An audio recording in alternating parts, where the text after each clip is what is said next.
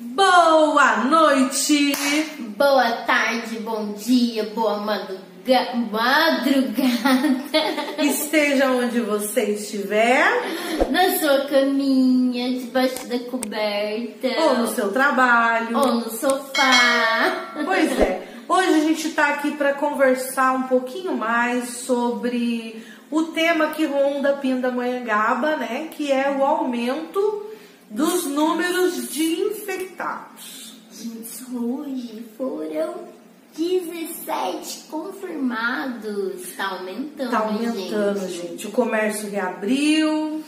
O povo não fica quieto em casa, quer ir comprar tudo, tá todo mundo desesperado. Tá tendo festa de São João por aí. Fogos de artifício em plena Então, galera, madrugada. você quer saber mais sobre esse tema? Quer saber mais sobre o assunto? Como é? Você aí já viveu essa experiência de uma suspeita? A angústia de talvez estar com Covid? E aí? Como que tá? Quer saber mais sobre o assunto? Ficou curioso? Fica com a gente. Fica até o final.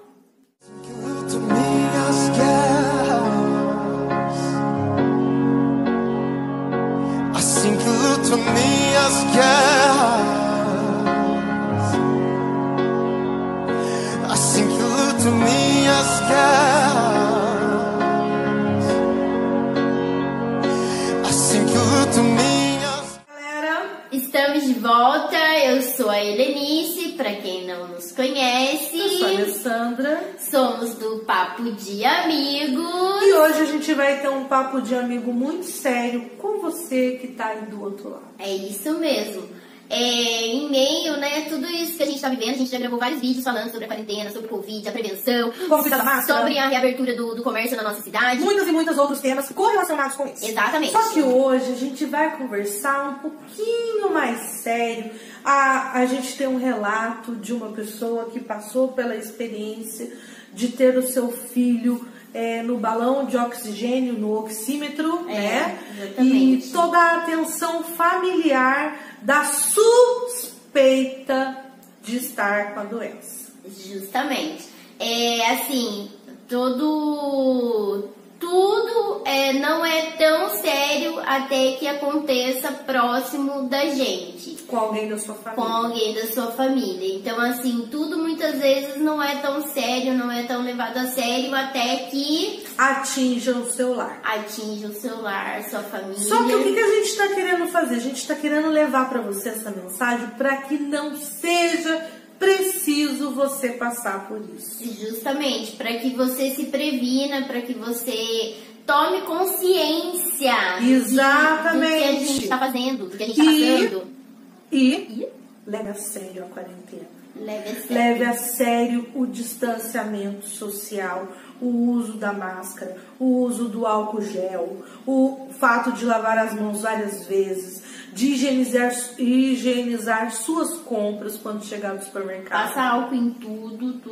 Tá? E a Alicinha vai ler pra gente agora sobre... Não vai não. Não vou? Ela vai nos contar, porque o caso aconteceu com a família dela, e ela vai falar um pouco. Na verdade, eu vou deixar assim o relato mesmo, né, pra minha irmã. O que aconteceu foi... Que ela gravou pra gente. Contando. Eu vou falar assim só do lado... O lado de dentro, mas o lado de fora também, né? Porque a mãe sofre muito mais. Meu sobrinho ficou doente, né? Vocês vão ver mais depois. Ele ficou doente, precisou ser internado e como ele já é uma criança que tem bronquite, né? Já faz parte do grupo de risco. Ele já é uma criança que ele tem asma, já teve pneumonia, já teve problema no pulmão. Então a gente já tinha um certo cuidado, mas, né, com esse tempo doido, essa virada de tempo, frio e tudo mais, ele acabou ficando doente e com febre, tosse, falta de ar e precisou ser hospitalizado. É lógico que assim, né, a gente não quer que seja nada grave, né, até conversando com um amigo hoje, a gente... falando sobre isso, falando assim, que nesses momentos a gente reze para que seja algo menos grave, né, que não seja o pior. Mas, infelizmente, como ele estava com todos esses sintomas, né, e tem todo um certo protocolo que eles precisam fazer. Ele chegou a fazer o exame de teste do Covid e foi internado como suspeita. Eu cheguei quinta-feira do meu trabalho e eu vi que estava todo mundo meio tenso lá na minha casa, né? Como a gente já falou, eu estou trabalhando normal. E assim, a gente sempre tenta tomar todos os cuidados possíveis. Eu tive em casa, eu tiro meu sapato na porta, eu entro descalço, eu vou direto pro meu quarto. Se eu vou tomar banho, eu já pego minha roupa, já deixo, eu tomo banho. Senão eu já troco de roupa, já tiro minha roupa de serviço. Então a gente já sempre tem esse certo cuidado. Passo álcool gel, né? Mas mesmo assim, fica aquela insegurança. E se não foi o suficiente? E se não foi o suficiente? E aí quando falaram assim, tá com suspeita. Poxa, vem aquele baque. E agora? E se fui eu? E se fui eu a pessoa que pegou, posso ser assintomática, não tive sintoma e passei? E se eu que passei pra ele, posso ter passado por mais pessoas? Aí você já pensa já pensei nos meus pais, que os meus pais, né, também são do grupo de risco. A irmã do Theo, que também é do grupo de risco. A minha outra sobrinha, que também é do grupo de risco. Aí eu já pensei na Leia, falei, poxa, eu fui na casa da Leia, a Leia é do grupo de risco. Eu falei, pronto, matei meio mundo já. Então, assim, a gente fica naquela angústia. A gente nem tanto se preocupa em pegar. Em nenhum momento eu pensei assim, nossa, não, se eu pegar, né, se eu tiver o sintoma, né, se ele pegou de outro lugar e eu pegar, porque, assim, a gente fica muito sem saber o que fazer, essa é a verdade. Mas ao mesmo tempo, assim, a gente reza e pede para que não seja. Mas, gente, é muito angustiante. Agora eu sei como que é, né, um pouquinho só dessas famílias que tem pessoas que estão entubadas, que estão realmente muito ruins e que realmente estão com essa doença, porque é muito angustiante. Você fica naquela tensão o tempo todo, né? Se quem que passou? Quem que pode ter levado o vírus para casa? Se eu peguei, se eu passei para outras pessoas. Aí você pensa todas as pessoas que você teve contato, o seu trabalho, como que você faz, né? Então, assim, é horrível. Gente, não se cuidem, por favor. Não saiam de casa se você não precisa. Usa máscara, gente. Porque é muito ruim essa sensação. Galera. É importante ressaltar, né, um pouco da visão de quem é do grupo de risco. Eu sou do grupo de risco, vou explicar rapidamente para vocês. Talvez no outro vídeo eu faça um vídeo só sobre isso. Mas eu tenho uma cardiopatia, né, um problema no coração, que devido a esse problema do coração eu tenho que tomar remédio para regular o ritmo cardíaco e tudo mais. E isso me põe diretamente no grupo de risco, além do fato de eu ser gorda, né? Vamos lá. E também a obesidade entra no grupo de risco. A Alicinha depois vai dar uma lidinha falando sobre os picos. Ela nem é gorda, gente. Sou sim, gente. Mas enfim. E daí, e assim, a Alicinha, ela fala assim, eu posso ser assintomática, eu posso não ter nada. Mas uma coisa que eu já falei pra ela, e eu falo pra todo mundo, é o seguinte, você só vai saber, tem as pessoas que são do grupo de risco, que a gente sabe? Tem. Só que eu falo uma coisa pra vocês, eu sou cardiopata, tenho problema de coração, desde que eu nasci. Eu descobri depois de velha. Eu descobri, faz 2 anos que eu descobri, entendeu? E assim como eu, você pode não saber como que tá seu pulmão, como que tá seu coração, como que tá seu organismo, como que tá sua diabetes, como que tá seu colesterol, e tudo isso são fatores que te levam pro grupo de risco. Do meu ponto de vista de grupo de risco, é atenção o tempo todo. Cada vez que sai um boletim epidemiológico, cada vez que eu vejo alguém falando, nossa, fulano de tal tá com Covid, eu fico num pânico. Eu fico numa tensão, porque assim, gente, não diria que é medo, sabe? Eu fico pensando na minha família, eu fico pensando se eu tiver que passar por uma situação dessa, quem que vai cuidar das minhas filhas, sabe? E isso gera uma angústia muito grande, e eu fico, é como se eu tivesse um alvo o tempo todo mirado pra cima de mim, entendeu?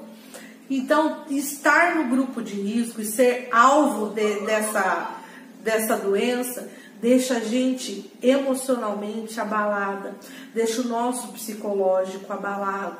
A gente tem sempre que ficar em alerta o tempo todo, achando, porque a gente não sabe de onde vai vir. Então, muitas vezes a pessoa lá que está na sua casa, que é grupo de risco, ela está sofrendo silenciosamente para não passar para você essa angústia que ela está sofrendo e esses pensamentos que ela tem. E aí, quando você se depara com uma pessoa que não leva a sério, que acha que é tudo politicagem, que acha que a doença não existe, daí, minha filha, dá uma raiva.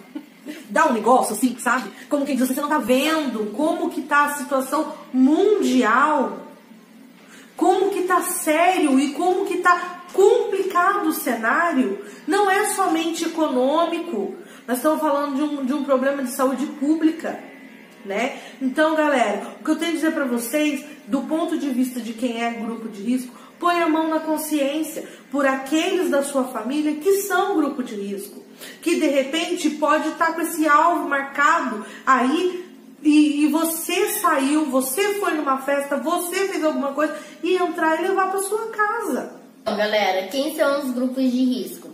Os idosos são um dos grupos de risco mais vulneráveis a casos graves por contaminação da doença.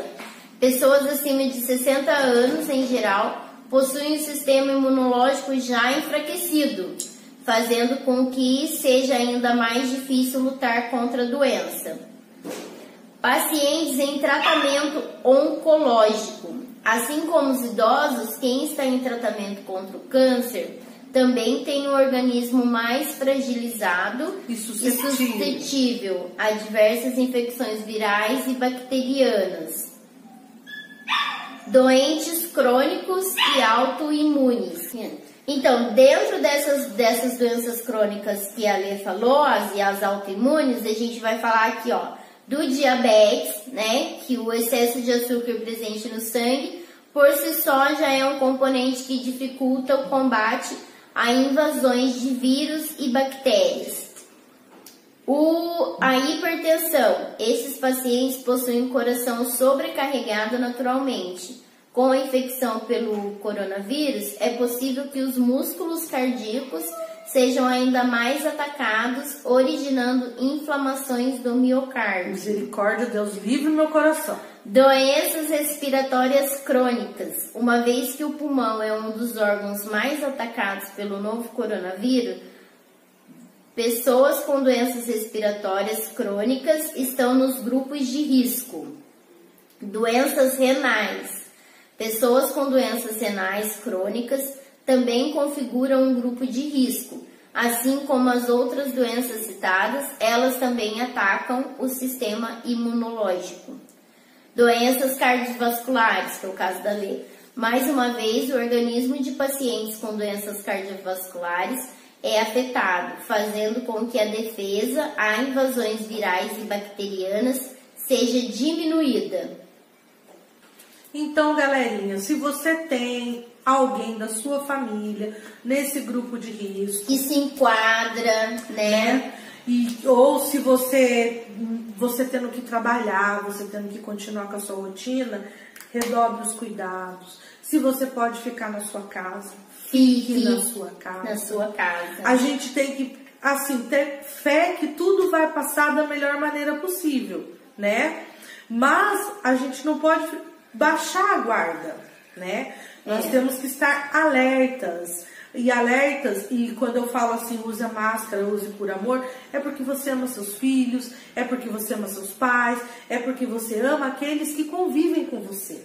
Exatamente. E assim, galera, é uma coisa assim, que é tudo muito novo. Então, assim, eles tentam, né, fazer o máximo que está ao alcance deles. Então, graças a Deus, tudo negativo. Vocês vão ver depois lá no testemunho. Fica com a gente, que vai ter um relato da que vai ter um relato da mãe, da Denise, que ela conta direitinho tudo o que aconteceu, como que foi.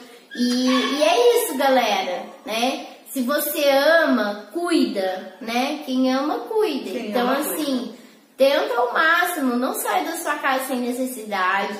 Não vá a um supermercado, a uma loja, se você realmente não precisa, né? O comércio está aberto porque as pessoas precisam trabalhar. Mas, assim, se você não tem essa necessidade, não vá. Não leve criança, não deixe os seus idosos saírem amarrem eles na cadeira. Eu não tô saindo, gente. Eu não sou idosa, mas eu não estou saindo. E é isso. Galera, espero que vocês tenham gostado. Acompanhe o nosso trabalho, deixe seu like, curta, compartilhe. E fique com a gente, que aqui é papo de amigos, galera. Aqui é papo de amigos. E no mais, seja feliz. Seja feliz. Olá, boa tarde, tudo bem? Então, o Theo começou a ter uma febre no sábado, dia 13 de junho.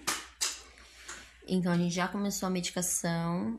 No sábado e domingo ele tendo febre. A febre dele não passava de 38,5, porém era preocupante porque era uma febre que só durava, ela vinha, eu dava o remédio, a febre passava somente pelo período do remédio e passava mais ou menos umas 6 horas que eu tinha medicado, a febre voltava, né? Foi uma febre insistente o final de semana todo. Quando foi na segunda-feira, eu fui com ele no posto. Nós passamos com ele no posto, o médico disse que provavelmente seria, a garganta inflamada, com medicamento para febre, e foi receitado também uma amoxicilina. Ele começou a fazer o uso e o médico me disse que qualquer outro sintoma era para voltar com ele no posto. Se ele começasse a sentir falta de ar, diarreia, qualquer outro sintoma, eu voltaria com ele depois de, no mínimo, uns 3 dias.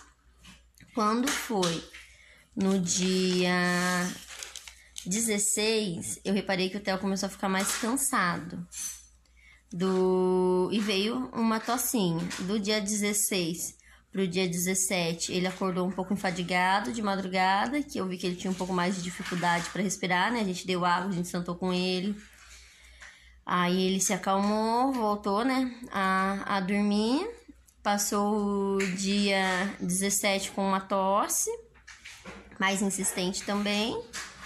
A febre, tinha diminuído, tinha passado o período da febre, porém ainda continuava.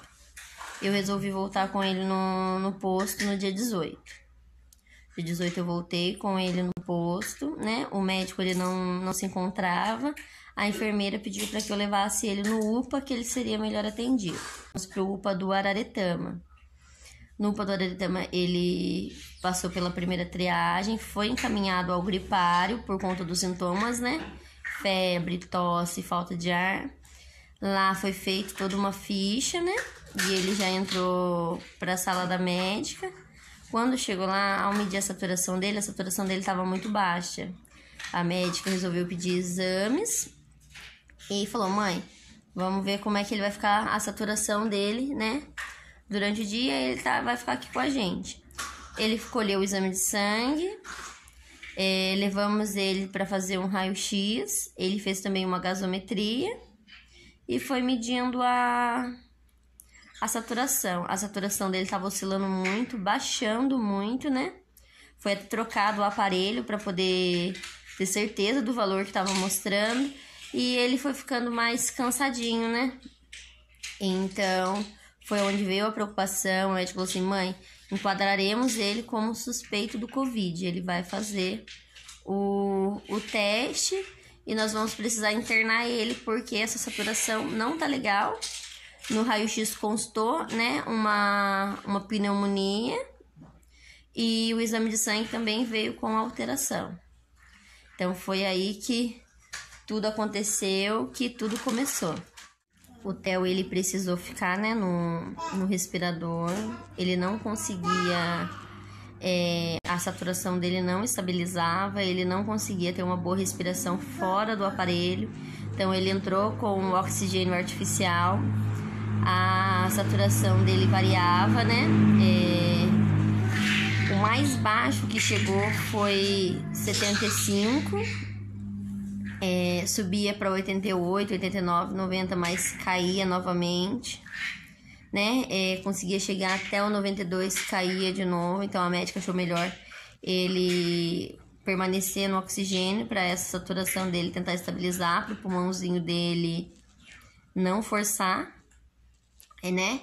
De imediato foi entrado com os antibióticos. Ele fez já, a princípio, um tratamento que seria sim para combater o Covid, mesmo estando com suspeita, porque é um tratamento também indicado, né, para pneumonia. E é complicado. Enquanto eu aguardava o exame, 1000 coisas passam, né, na nossa cabeça. A hora eu pensava, não é. A hora eu pensava, ai meu Deus, é. Então, assim, não dá para se descrever ao certo. Só quem passa consegue descrever o quão frustrante, angustiante foi essa espera, né? Foi ver ele passar por tudo. Eu penso assim, por mais informações que a gente tenha, né, pela internet, televisão, tudo mais, sobre o Covid, ainda é tudo muito vago. Quando a médica me disse, mãe, vamos escolher o teste do Covid porque ele se enquadra como um suspeito, isso me deu um baque muito grande, né? Falar que ele precisava ficar internado. Então, assim, como mãe me deu um desespero, porque muitas coisas passam na cabeça. Como ele pegou, né?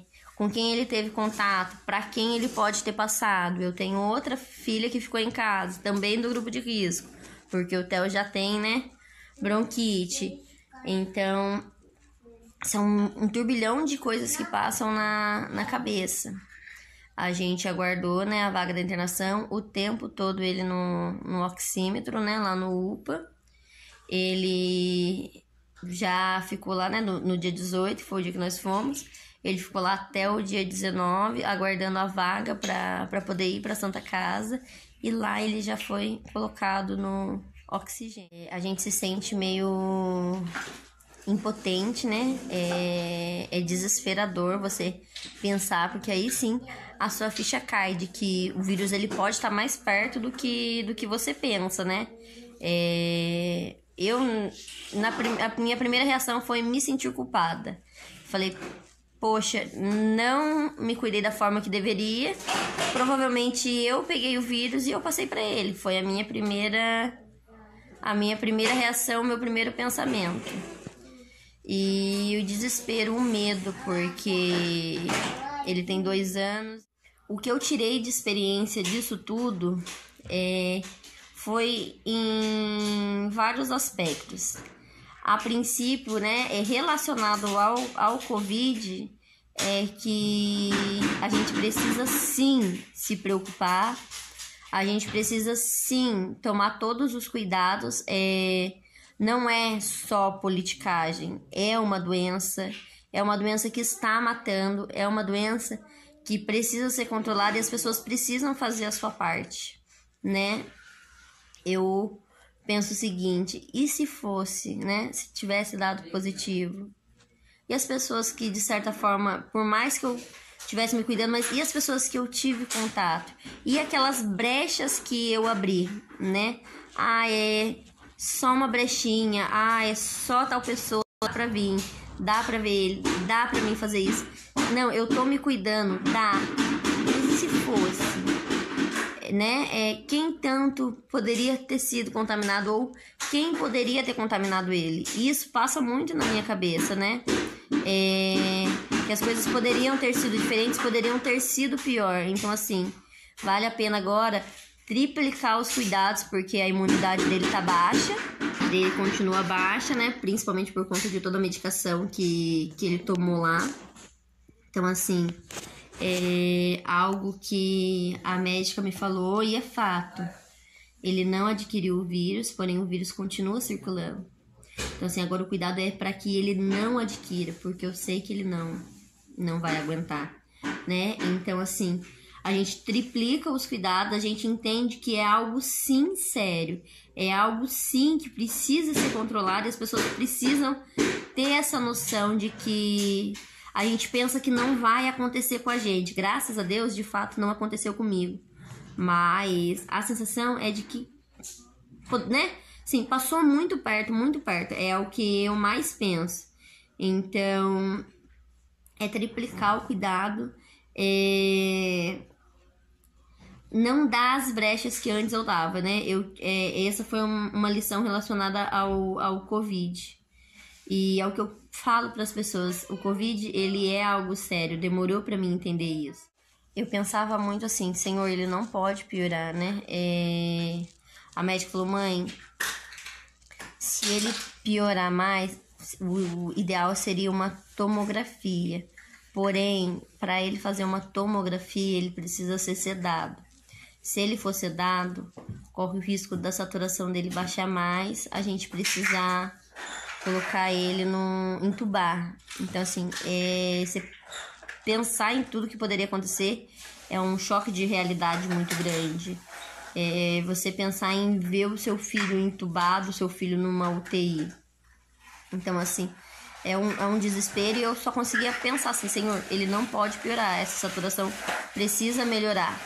E foi uma corrente de oração, né? Muita gente se prontificou em orar, em pedir, em clamar, e eu sei que todas as orações ajudaram muito, né? Até esse final de semana, o Theo ainda estava no respirador, até o domingo à tarde ele ficou, né?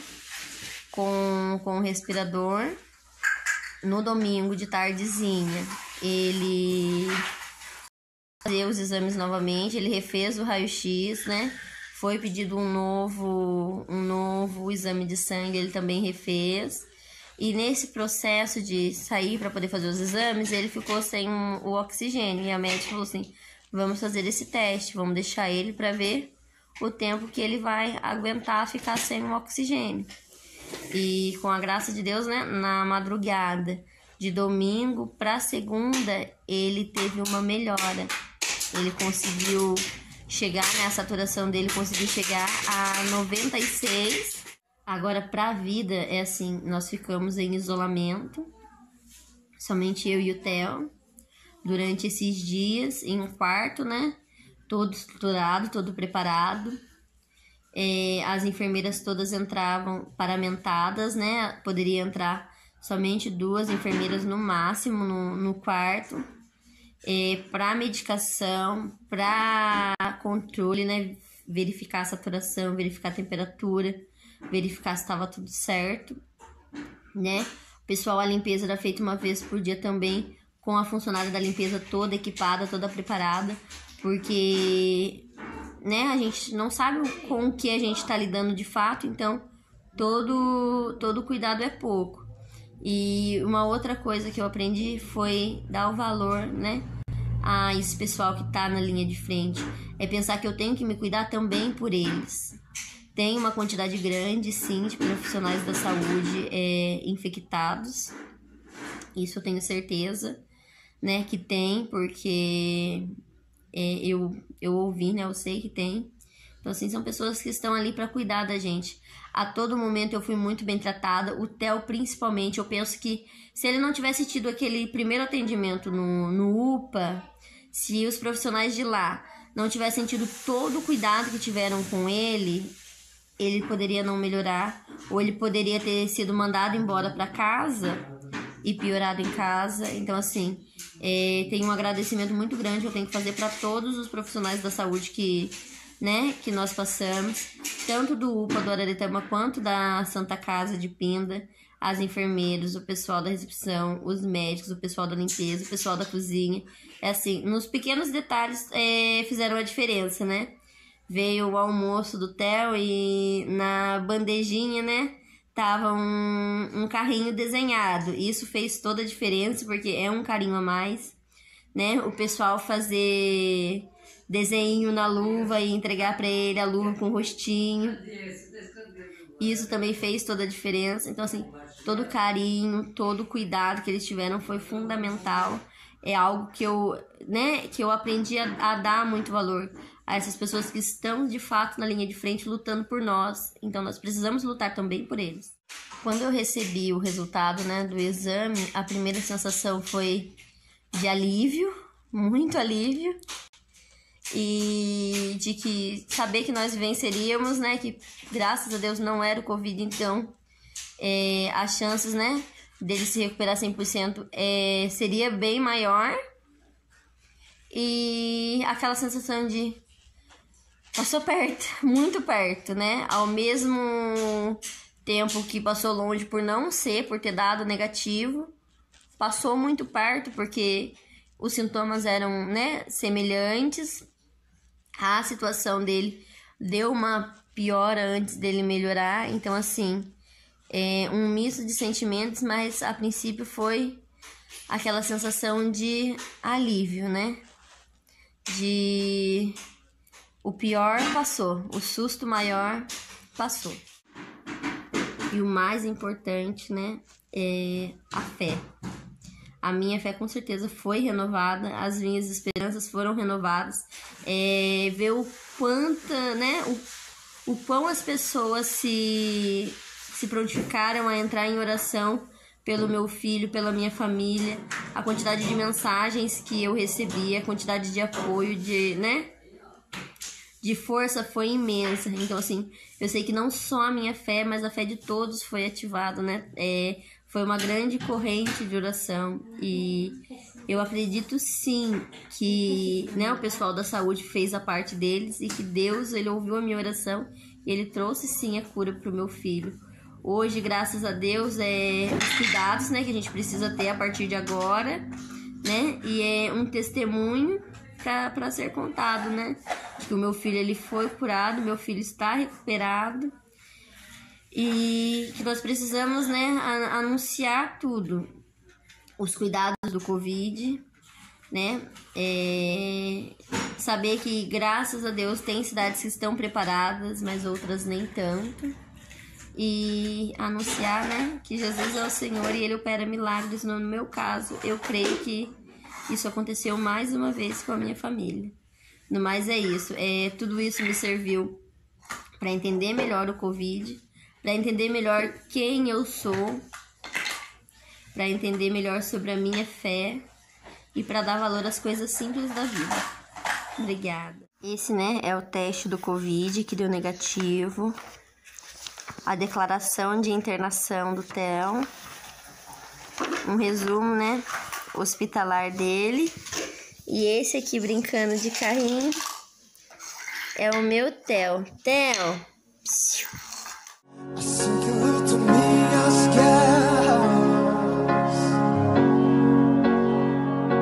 assim que luto minhas guerras, assim que luto minhas guerras.